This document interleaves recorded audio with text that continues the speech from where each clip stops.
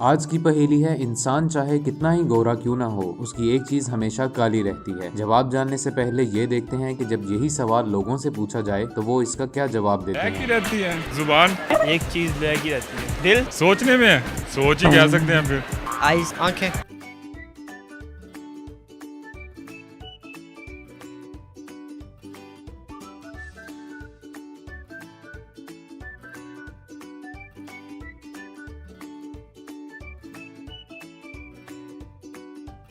نہیں آ رہا بال۔